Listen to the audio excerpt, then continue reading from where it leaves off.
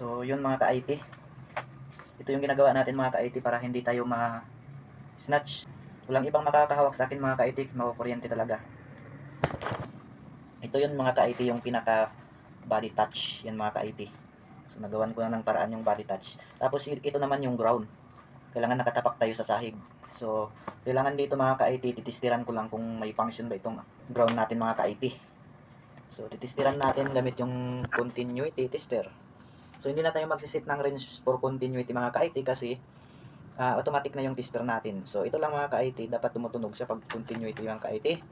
So tapos yung isang probe ng tester natin dito sa chinelas ay sapatos.